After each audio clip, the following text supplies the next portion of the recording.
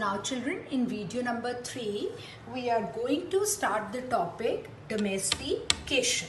Now what is domestication? That comes in our mind. Before I start, many of you children must be having dogs or cats at home as your pet animal or a domestic animal. Are the domestic animals different from wild animals? Yes. If I tell you to keep one animal as your domestic animal or a pet animal, would you like to bring lion to your place? No. Would you like to bring tiger to your place? No. Which kind of animal would you select?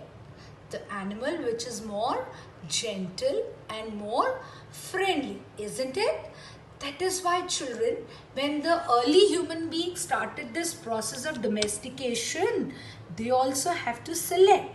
Now the question comes, what is the domestication? The process in which people grow plants and look after animals. That is known as domestication. Once again, the process in which people grow plants, not naturally growing plants. What I am saying, when people grow plants and look after animals, not that animals and plants were growing earlier also, but here the people are growing themselves and looking after animals. What is looking after animals? Giving food to them, taking care of them. That is, they are looking after the animal. Then this whole process is known as domestication.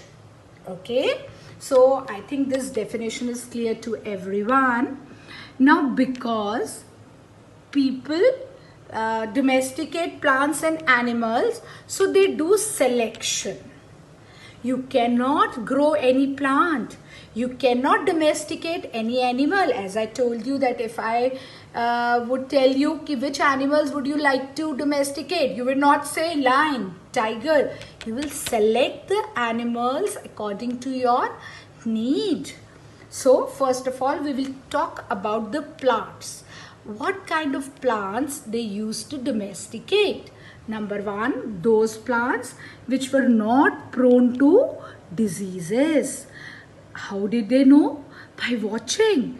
They looked to these plants because they were in the open. They did not have any other work to do. So by noticing that these plants died very early, these plants did not grow very well, so they used to select the plants which were not prone to disease. Then the plants that yielded large size grain, because children, they did not have anything to store these plants at that time.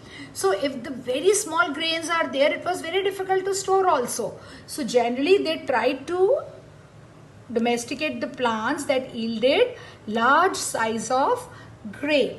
Then strong stalks. Why? These strong stalks should be capable of bearing the weight of the ripe grain.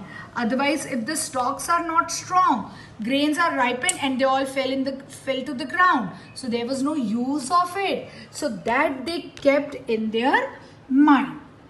Then of these selected plants, they used to keep the seeds of these selected plants.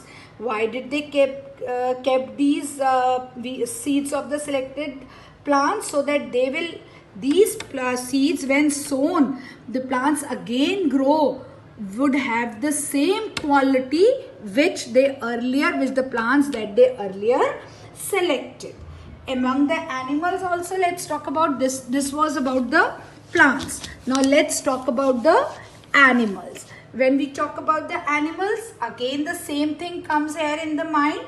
The animals which were gentle. Animals, those who are gentle, were selected for breeding and for domestication. So children, when this happened slowly and slowly, now what I am telling is covered in one of your question of the assignment also. These plants and animals,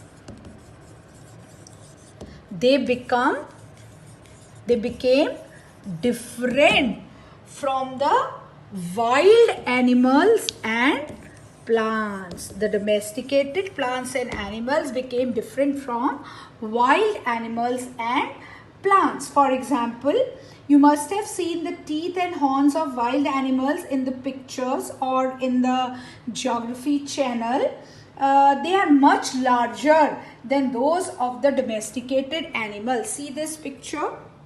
Can you see this picture?